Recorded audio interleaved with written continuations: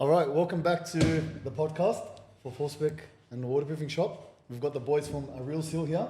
Welcome back, boys. Hi, man. How you going? I've got Ellie, Daniel.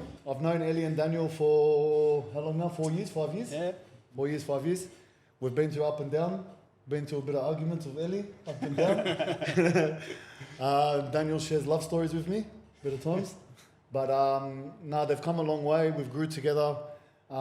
We've been through a lot of jobs together, a lot of fixing things, remedial repairs, up and down. What I'm going to do is, boys, just to do a quick intro of who you guys are, and then we'll go into how you started and how you grew from one person to a 15-person company, which is pretty impressive in the matter of how long? 3 years? 3.5 years, 3 years. 3 years. All right. So we've got Ellie here. Yeah, so my name's Ellie. My partner Daniel, my brother, older brother. We started the company, Daniel started the company about 2018. We partnered about 3.5 years ago. You weren't always a waterproofer. I wasn't always a waterproofer, yeah. So back in the school holidays, we'll take it back a notch. Our uncles have been waterproofing since the 90s. Daniel basically got forced into it. What was it, on your 17th birthday or something? Yeah, it was like a couple of days before my 18th birthday. My uncle's like, "You're gonna come to work with me?" And I didn't want to go to work, and then we argued for a bit. And I started on my 18th birthday and been waterproof ever since. What's it been now? Unfortunately. Yeah, 16 years now. Yeah, so basically, I was doing Sparky after school, and then COVID hit, lost my job, and then for some reason, Daniel's job, he was still able to go when, the whole when COVID first happened, how there was a crackdown, you had to have the jab, job sites were closed and everything. Yeah. Everyone was trying to avoid the jab. Yeah, but Daniel's job was still going. He's like, fuck it, just come work with me until it dies out, then go back into electrical. Yeah. Done. Worked with him for about 6-7 months. Everything died back down. You can go back to work normal without getting a jab. And I just thought, stuff it, I like waterproofing. I'm going to stick to it, do it full time. Yeah. And then, I was working for Daniel on the tools. And then...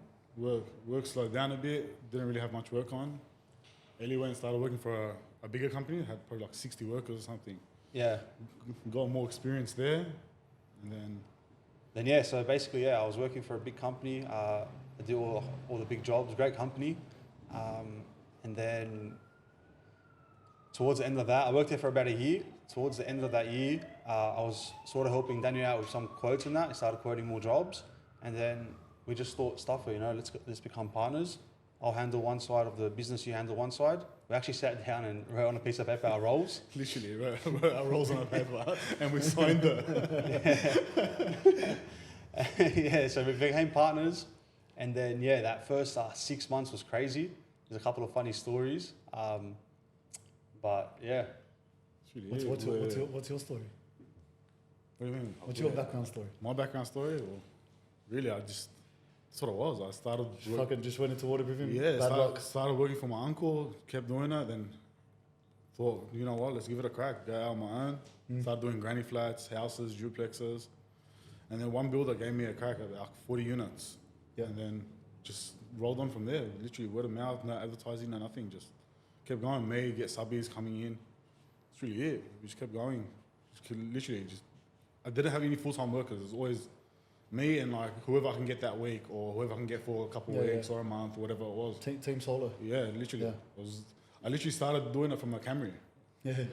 I'd rock up to the jobs and like taking out waterproof jumps out of a Toyota Camry. What else? But then you partnered up. You went together, you partnered up. Yeah. And then you started quoting jobs. Yeah. So partnered up. Started getting jobs. Yeah. And then from that point, where did we meet? Okay, so from that point, it's actually funny. So the company I was working for, I learned a lot about sheet membrane, done a lot of the Ardex.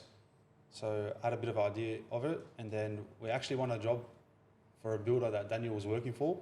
They asked him, do you do sheet? Like, yeah. Told him, we do it. I know how to do it. Won the job, and then we're like, all right, where do we get the membrane from? Went on Google, searched it up. First thing, waterproofing shop. Okay, call. James Gilder answers the phone. And then, do it. We sell it. This is how much it costs. All right, easy, done. Next thing, we need to actually get accredited. So we don't want to mess around. We need to give the proper warranties. So I looked online, when's the next training course? It was like, from when we looked it up, I'm pretty sure it was like 8 months in Sydney. It was 8 months to the next course. Yeah. Yeah. So, but the next one was like a week in Perth, and the job was starting in like 3 weeks. You got to do what you got to do. Yeah. Booked the flight to Perth, done the course. It was good. Stayed at the Crown. Yeah, stayed at the Crown, done the course, came back to Sydney, started the job.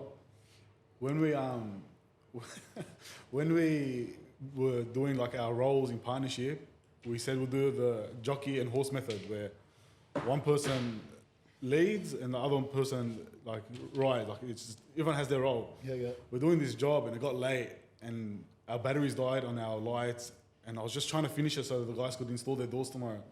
So Ellie's sitting there with both our phone lights on. It's probably like 7 o'clock at night, pitch black, both our phones on. Middle of winter. Middle of winter, and I'm trying to finish welding. And Ellie looks at me and goes, horse and jockey, we're both donkeys. And yeah, it just grew from there. Like we done that first job, that sheet job, and then it just kept rolling. Like sheet jobs just kept rolling in, and then It's funny how it goes from no workers and then to what you are today. yeah, 400 or 500 units a year, remedial work, sheet membrane, Nice. PVC, crack injection now, yeah, it's crazy. Well, even though that's a disaster. You should take that machine off you. Yeah. I don't even want it anymore. It started leaking again. No, I didn't. But what? No, I didn't. The Yeah. maintenance man is going to kill you. No, I told him already. No, what did he say? He's literally shook his shoulders. He shrugged his shoulders. Buy a new machine. Prove it. So I know that now Ellie is taking care of accounts, quoting, measuring, BOQs, everything that's got to do with admin and office, and you're taking care of the shit side of it, which is Yeah. all the boys. Take care of the boys. Yeah. Dealing with the builders. Yeah. Dealing with the suppliers as well. Ordering stuff. Yeah. So it's been a roller coaster up and down. There's been a few big jobs, quoting jobs, trying to win prices. So I think the biggest issue now that we're seeing every day, and especially with the experience from your company, is that because you've gone from a 15-person company, one-person company to a 15-person company, there's obviously costs involved. So what you started off with one worker ABN, that's how we got taught. Yeah. As soon as you get a worker, straight ABN. There's no such thing as TFN. No. I've never been on TFN in my life. Yeah. You guys? No. Yeah, so there's no such thing. I think it's a thing. But now you went from ABN to TFN. How did Yeah. that affect you? Yeah. So it was a bit of a whack, a bit of surprising, you know. Like once you're actually doing business, you need to understand all this stuff, stay compliant, and obviously, you know, pay the workers like what they're entitled to and stuff. Super holidays. Yeah. That, And yeah, compared so, to ABN, there's nothing. yeah, compared Yeah. to ABN, you know, they're coming in doing their work, getting paid for it for what they do. But the big thing was trying to also explain it to some of the boys in the tools that just because like you're getting this amount in your account, it's not actually what you're getting paid. You know, you're getting paid for your annual leave, public holidays, you know, your sick days, and then so we got to sort of allow a 52-week year salary into the actual working days. Then you count rain days. Yeah, they say it like they're getting $40 ABN, and then they're timing by 52 weeks because it's not 52 weeks, it's more like 46 weeks. Yeah. Because there's holidays, public holidays, and all that I get paid for. And then they see they're in account, they're getting $34, Yeah. but plus all the benefits. It's hard to explain it to someone Yeah. when Exactly. they're used to getting one amount in their account compared to another amount in their account. Yeah. Yeah. So yeah, we've had to And allow. it costs you more than $40. It costs you like $45. Yeah, Yeah. or eye care insurance, everything. Yeah, everything, Yeah, yeah. it's a big cost. So obviously we need to allow for that when we're estimating and quoting jobs. So it's not the same as like when I was pricing it before. You need to allow for all this stuff. Also another thing is when you go in with it, you lose jobs, and then you got to like figure out, you know, how to sharpen the price to win these jobs. Because the But- square meter right now has gone Yeah, up. the square meter rate's gone up as well, and then there's just heaps of factors to it. So say when I first was doing the estimates, Yeah. I'll quote it as if me and Daniel and two boys are on the tools pumping it out. We can I know we can can pump do out it, all this yeah. work. Yeah. But now we've got 15 workers.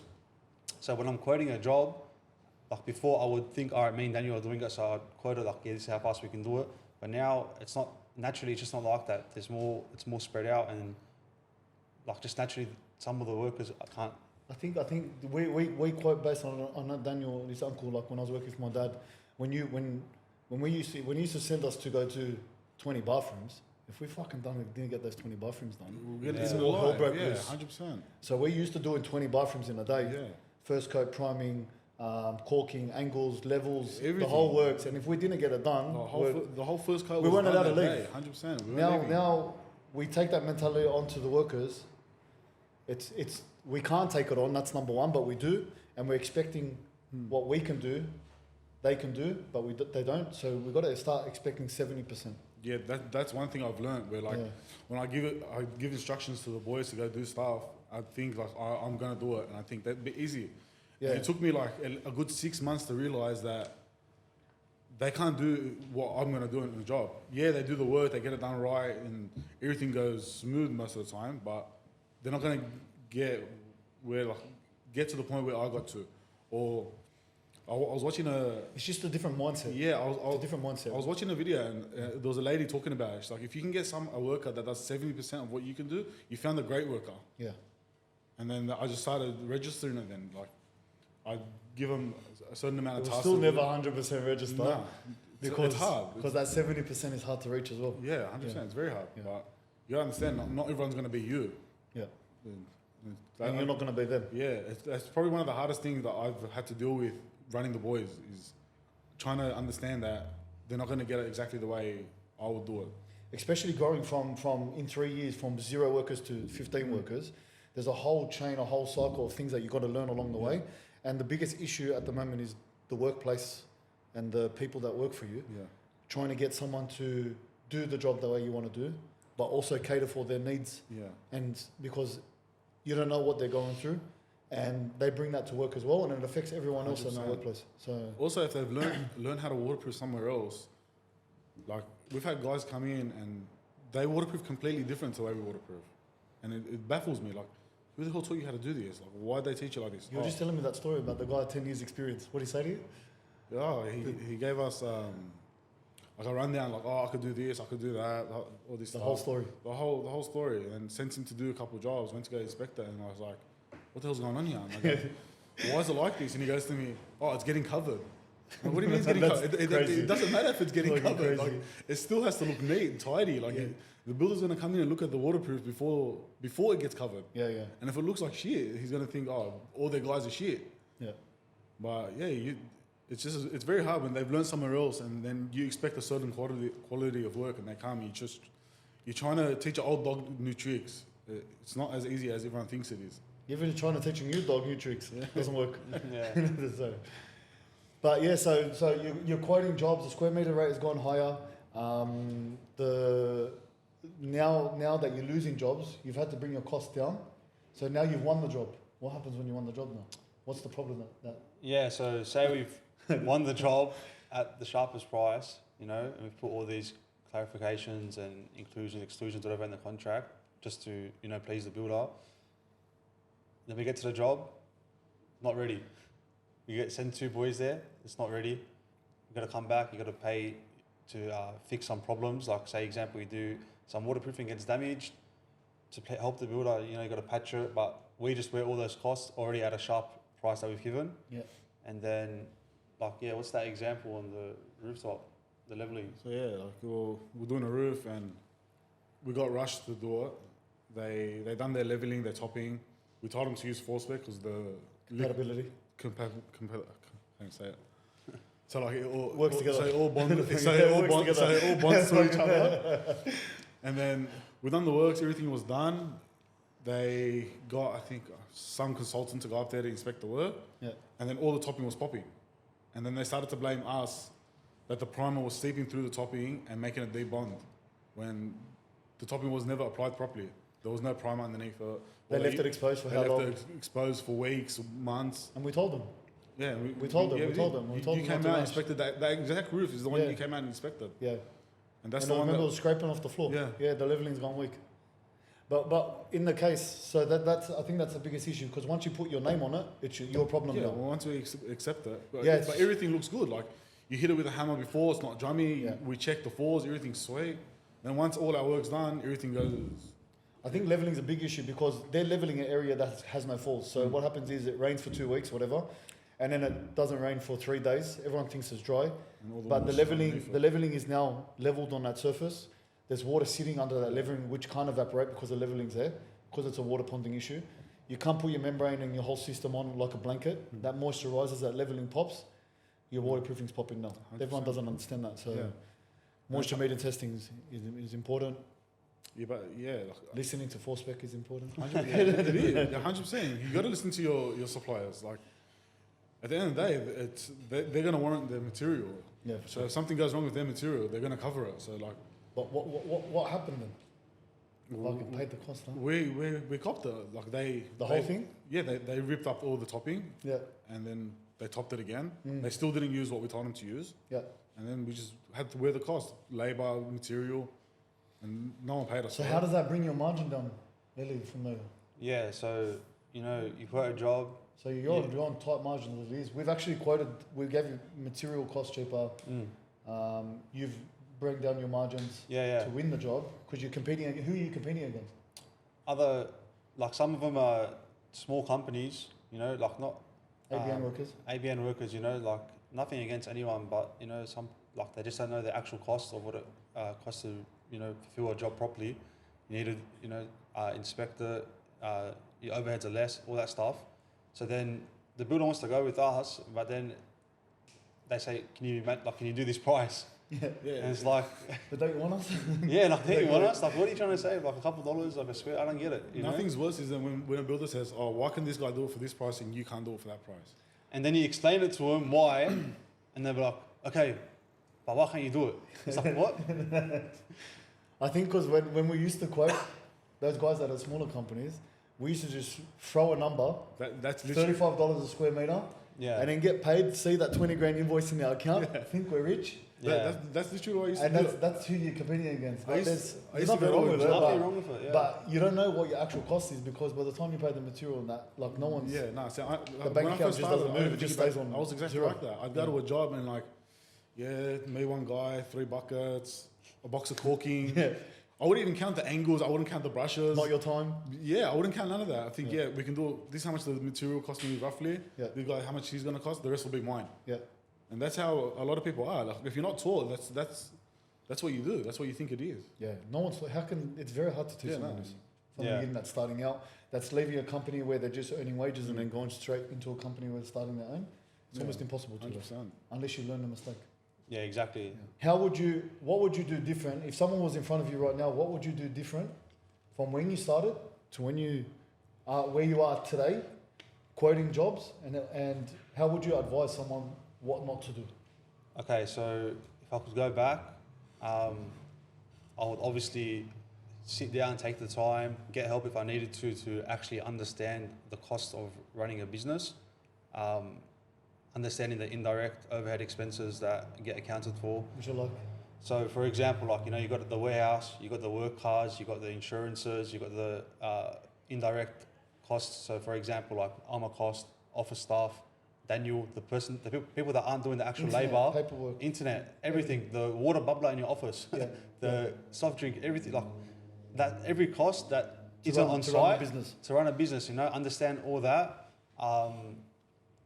and price jobs individually. Don't just chuck a square meter rate at it because every job is different. You know, if you're going to do one tower of 20 levels compared to 8 buildings spread across the whole job, it's different. You can't just apply the same square meter rate because if your compound's on building F and you're doing work in building A, you've got to go walk, get the material from there, no mandatory, whatever. That's like 2 of the boys. How long would it take for them to get from one side of the job to the Take other you side? half an hour. By the time you get there, load up your material from the compound and get back to the other side, get it upstairs and start. Easily, half an hour, 40 minutes, you're lost. You're just walking.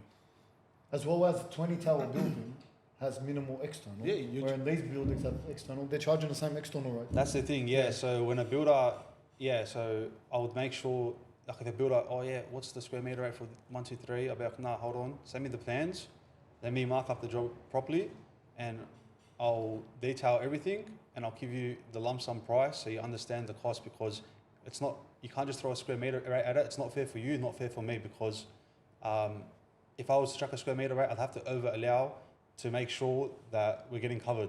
So that way, if I understand the actual scope of the project you're getting the fairest price possible, and I'm protecting myself at a fair margin. That way, If there is fuck ups, yeah, you allow for it. yeah. So I would definitely, going back to that question, if I was to give advice to someone, understand your costs, price the job individually, and put your fair margin on it, so it's fair for the builder and fair for you. And the way you do that is understanding the actual costs. That way it's fair. And then, You put any clauses where you have to go back to jobs, back charging. Like, it's hard to back charge because if you've got a relationship with the builder and you're sending boys to the job, you send 5 boys to the job, they've told you it's dry, it's never dry, that means it's not dry. Whenever they say it's dry, it means it's not dry. So you send them anyway to keep him happy. They get there, it's not dry. So then again, like if a builder's giving you X amount of work, you know, you got to be fair. It's give and take. You can't just nickel and diamond for everything. So if it's a little like fuck up from one of their guys damage something, you're gonna go, oh, can you come patch it? How you can't really charge you for that. But you just need to put I feel like we should put a clause in there just in case if it happens a lot, at least we're covered. Like the leveling thing. Like the leveling thing, that's a big one. That's not a nickel and dime. Yeah, that would cost you at least 20 grand to fix. Maybe more. Probably more. Yeah, maybe We more. copped a big whack on that, you know. You're going back. What is it? You're going back 4 times. You go primer. You go epoxy. You got to go back again. Put your first coat down. Go back second coat. Then go back to top coat. And like it's just not the material as well. It's the labor. Like you can't just send one guy to do it. It will take him 3-4 days to end up priming everything. Yeah. And then also adding on to that, you lose all that. And then what about the other jobs? Your labor isn't on another job making you money. So it's just a big whack, and it just goes back to circle of shit. It's just a circle of shit. Yeah, It's exactly. a circle of shit. It's not just from costs, overheads. It's also labor component is different from when you're starting with 1 boy to 15 boys. Now I feel like because even we've grown from 2 workers to 18 workers now. That I feel like my employees need employees, and those employees need employees to get their job done. It's not like you can set a task and then it gets done. Everyone needs a hand now. It's okay, it's not bad as long as the job gets done at the end. But you don't want to send 5 people to do a 2-person task and 100%. It doesn't get done. That's the thing we're dealing with at the moment. A lot of the time. The biggest thing we've done now, like I could say, is going from like me, Ellie on the tools, and like 1 or 2 guys. You can plan the day before. You can go get the stuff in the morning. It's not a big deal. Now having like multiple boys on site, you need to be prepared. Like you're sending boys in the morning to go pick up material. You're wasting 2 hours of your day. You got to be on time with everything. Like you got to have stuff ready for them to go. Like load it up in the morning. Get to the warehouse, load up, go straight to the jobs. I mean, don't get me wrong. I still do it now. Like where I get boys to go start the job, and one of them will head off to here and pick up material, then go back. You're the welder, the applicator, the installer, the driver, what else are you? The cleaner. What else is there? One thing I've learned as well is that like, if you want to be in charge, you got to lead. You can't just be a boss and like scream orders at people. Yeah, no, it doesn't work. If you want your workers, you can do it. Yeah, if you want your workers to do something, you got to be willing to do it as well. Yeah. And like, that's one thing I've tried to teach a couple of boys where like we want to turn them into leaders of the group, and like one of them was like, I go, all right, you got to chase these regulars today. And he's like, oh, bro. I'm like, what do you mean, oh, bro? Like, don't you want to be in charge? He's like, yeah. I go, how can you tell someone that go chase regulars all day and you're not willing to do it? It doesn't work. Like, they're not going to want to do it if you're not going to do it. Yeah. You got to get in there. I go, how many times have I come to the job and like showed you how to do something? He's like, oh, all the time. I go, but they want the money that reflects the leader. They'll get the money. Yeah. But show us that you can do the work. Like, don't think like, oh, you're going to get a pay rise because you're running boys. But if you got to prove to yourself and to us that you're worth the money. Like, we can't just throw money at you and that's going to make you a better worker. Show us that you're a better worker, then we'll give you what you deserve. Give and take a little bit. Yeah, give and take. Yeah, for sure. Like we try to run our business like a family, like literally a family. Like we care about every one of our boys. No one's better than another person. Like if this guy's bad, everyone cops it. Everyone has to be accountable for each other. Do you know what I mean? Like. Yeah, it's a team effort because at the end of the day, you just want the job done. Yeah. Doesn't matter how it gets done, just get it done and at a timely effort, and that's it. 100%. So if we could go back in time and we could avoid one thing when we're starting off, like if you and Ellie and you had 2 workers, example, and you're flat stick busy, what would you do to avoid? What's the one thing that you'll do or not do again? Like you've it's caused a problem for you. Yeah, so I wouldn't be afraid to get rid of someone if they're not a good worker. Like, yeah, all right, we're busy, we're under the pump. And then like I start stressing out, oh, I can't get rid of this guy now. Like I need the extra hands. If I could go back in time, I wouldn't care about that. It is what it is. You'll find someone new. People come and go all the time. Just get rid of them. They're not. Like, They hold you hostage a little bit. Exactly. Yeah. They're literally holding you hostage. Like if they're a bad worker, it's going to represent us being like a bad company. Like the quality is not going to be the best. Things like that. You're going to be stressing out more. Where if you get rid of him, it is what it is. You try to find someone else, and in that time, you just It'll fall in place. yeah, it all falls into place. It all falls in place eventually. Pick up the slack. Yeah, I think that's the biggest thing. I think like trying to get rid of someone that you don't want to get, that you want to get rid of, that's causing a headache to your business. I think that's an ongoing story for everyone at the moment because you're stuck. Especially when that person like he turns off the other boys.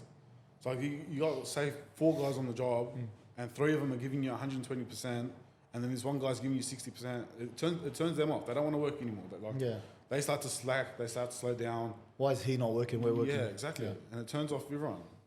And then that's really it. Like I've learned now, like it is what it is. Like if they're not good enough for the company or the quality, they got to go. Move on. Go, Maybe they're not good for your company. They're good for another company. It's not that they can't do the work. They can still waterproof something. They're just not flowing with our company. Exactly. That's all it is. Nothing against the person. Yeah. Obviously, it's not like, oh, he does one thing bad and like, oh, see you later, go find a new job. It'll occur over time. So like over a few months, have a few talks with them. Like, oh, you got to pick up pace. You got to do a bit better. The boys aren't happy with you as well. And then after a certain amount of time, like there's only we're picking up your slack. The boys are trying to pick up your slack to make sure the job gets done faster. And after a couple of talks, we just tell them like, sorry, it's just not working out. Like you got to move on. And then it's really it. Like you start the process again, trying to find someone new. So who's that new person? For the time being, it's me until we find someone new. Like it's a business liner for you. Yeah, you got to deal with the builders, get on the tools, organize material. It is what it is. Like you just got to keep the ball rolling. You can't just stop because you've lost someone. Application is one side of it. Yeah. Obviously, there's a whole different variable and a whole different cost. The fun part, yeah. Yeah, the fun part, the office part. So, what advice or what wouldn't you do, or how would you go about running that side of your business, and what do people don't see from your side? Yeah, so from my side, because we're not running to one site. We're running like how many sites now? Heaps. At least 9 or 10. Yeah. At least 9 That's or 10 like 10 major jobs, and we have all those other smaller jobs. Houses, granny flats, duplexes. So it's not just about installation anymore. The whole So there's that you got to take. And so basically, we need to make sure that all the ITPs are in order. Taking it back is getting the actual work. Sometimes we quote a job, and then a year later we find out that if we won the job or lost the job. Measuring the whole job up, color coding it all, getting your BOQ correct and accurate. How long do the ITPs take? Because not many people do ITPs. Yeah, so ITPs is a big thing, that they take a long time. The boys got to make sure that they're doing it properly on site, taking the photos, all timestamp, the correct areas. It's DFTs. DFTs testing, WFT. Primer, first coat, second coat, caulking. The whole thing. I've got tens of thousands of photos in my phone. Yeah. Which I guess that's what a company your size needs, right? It's the only way when a builder says that, they feel comfortable in giving you a job. Yeah. Because of what you're providing. You're not just providing a $45 a square meter. If you come in at $50, you're giving them a whole different service compared to someone that's not giving them that service, right? Yeah, and then that service is like, we're doing all the admin correct. We're doing our proper quotes, like we understand the whole scope of the project. Doing all the ITPs, the service, and they call it the sales, like even the clients or the builders or whatever, they call me at 7 o'clock at night. I'm still there answering, going back and forth. You're calling me at 7:30 at night. James, what's the best price? Well, yeah, that's one thing as well. Like when we get in the job, the client, like the builder comes back, oh, can you do this price? Obviously, they're not getting one person to price it. So you just got to make sure that we always have the best price from the suppliers. So we're having a fair shot at the project, But it also comes back and bites you. Yeah. Because the builder always also promises that they're going to give you more work. Yeah. do a certain price. So that We'll give you more work. That's a yeah, typical so- builder trap where yeah. they trap you. But even That was at the beginning of your company, remember? yeah, so that's one thing I when used we to tell you, first don't do it. Ellie, yeah don't yeah do it. when we You're like, first "Fuck it, I'm gonna started do it." yeah, so when we first like started scaling and Yeah. growing, if I could go back, that's one thing I would avoid. Just don't fall into the trap. You know, just go in with your best foot forward, your fairest price, and don't play that game because there should really be no reason for you What to did drop they your used to say to you? huh. What did they used to say? Oh yeah, just help me out on this one. The next one, you know, It's yours, yeah. we'll make up for it. It's yours. I've got all this work coming up, and it's probably true. Like it is what it is. Like he's just trying to get the best price at the end of the day. There's no Yeah. fault to the builder, but I just feel You like got to protect yourself. yeah, protect ourselves. You know, put our best price forward, and that's the price. Like this is what it costs to fulfill the project properly. Make sure it's all compliant, all the paperwork's in order, and yeah. Don't forget all the hours that you put in. All the hours. BOQs, all the blue beam. Yeah. Measuring and there'll be times where Ellie will message me or call me at like 9:30 at night. He's like, bro, I'm quoting up this job now. I'm like, bro, what do you mean you're quoting up the job now? Because I'm still at the warehouse. I'm like, yeah, all right, what's the question? And he'll ask me a question. I'm like, bro, just do it tomorrow. He goes, no, I need to finish it today. I got stuff to do tomorrow. It's like 9:30, 10 o'clock. And like, yeah, the hours that Ellie puts into quoting jobs and estimating them and marking them up. It's not calculated hours. Nah, You can't. It's because crazy. if you charge for those hours that you put in and you put it into a job, you will never win a job. Like I get to the warehouse most days I get there like 5:30, right? And there was days where Ellie will rock up at like 6 a.m. I'm like, bro, you left here at like 11 o'clock last night. What are you doing here? Because I just got to make sure it gets done. Yeah. Like, all right, but like the builder's not going to die if you get it to him in the afternoon or the next day. Because no, I told him it's going to be here this time. I got to get it to him this time. I guess that's making a good impression, right? Hey? You got to stick to your word. Yeah. You got to be a man about your word. You only got your word in this life and this business. Like it's very important to stay true and honest. If I tell the builder, like, don't worry, I'll make sure it gets done today. I'm doing everything in my power to make sure it gets done today. Like, even if the boys are an hour and a half at a different job and they get there at like 4 o'clock, 5 o'clock, I'll go there and help them. Like, we're getting it done today. Like, it has to be done. Yeah. I'm not going to say it's going to get done today and then it doesn't get done for 2 days, 3 days, whatever it is. Like, if I say it's getting done, it's getting done. Like, everything in our power to make sure it gets done. At the end of the day, like our motto is the waterproofing partner that makes it happen. You know, we just try and make sure everything happens properly and. I think that's a trust thing. Yeah. Yeah. It's a trust thing. I think that's why our slogan is built on trust for Forspec. So we've built Forspec on the terms of building the relationship with the contractor before the builder, because the relationship with the contractor is the most important. Because we've come from a trade background, if something fucks up on the job, right, and like example, you get to a roof and it pinholes or whatever, or something happens, it's not about whose fault it is, our fault, your fault, whatever. It doesn't matter. Just send the material. We'll work it out together later on the next job, whatever it is. Just get the material there, get the job done, move on from it straight away. I think that's where we've grown our business, and everyone in the industry can see that. And that's why we've gotten so many contractors on board, especially because if stuff does go wrong, before you put the blame game, like other suppliers, I know they've got to go through a whole list of things, but I've been on the jobs with you, I've grinded the floors with you, I've sanded the floors with you, I've ripped You've up. come to the party. Yeah, I'll come to the party. Number one, I want to get out of the office because fuck being in here. But I think that's where it is, because if I know there's a problem at the job, I'm going to get there as fast as I can, and whatever it takes just to get it done. So I think that's where the relationship and the trust matters, and I think that's why we've grown so rapidly in the last 3 years, 4 years, and we've locked in so many jobs. Yeah. That's one of the main reasons why we're still here anyway. Yeah. Because like we'll go to jobs and they'll ask us what material and we'll say Forspec, like, oh, why? And the main reason is that if something goes wrong, James is here straight away. He's not umming and ahhing, not waiting 1-2 weeks. If he can get there within the hour, he's there. He'll come sort out the problem with us. Yeah. And no one's going to repair a crack machine like my old man, a crack injection machine. As many times as it fucking gets fucking damaged as much as yours, I've never seen anyone, the boys block it so many times. Yeah, going back to like what is trust, you know, putting your money where your mouth is. So if it's not inspected, it's not respected. So if we come to a job, you know, we're inspecting the boys' works because it's not us on the actual tool anymore. Inspecting it, documenting it, putting ITPs, giving it to the builder, giving a fair price. All that stuff is trust, and that's how you build the relationship with the builders. And 99% of our work is word of mouth, referrals from builders to their friends, to their builders. and that's how. Having you you know, recommended from us. Yeah. and re- So if we've got a certain amount of people that we recommend, you're definitely one of them. yeah. So Because we can trust you on the job. We're not Yeah. going to make. Number one, it's every membrane will perform. It's only going to fail because of the installer. The applicator. Unless it's a batch problem or whatever it is. But Yeah. normally, in a general sense, in general talk, every membrane of every brand, it doesn't matter of the brand, they all perform if it's installed correctly. yeah. So if it's installed not correctly, you're going to have It's gonna dramas. fail, yeah. All right, guys, come to an end. Daniel, Ellie, thank you very much. Thank you, man. Thank Thanks for you. having I'll us. see you on the next roof, grinding with him. No, no never more, again. grinding. No more. Never again. Free coats primer. $200 a square meter.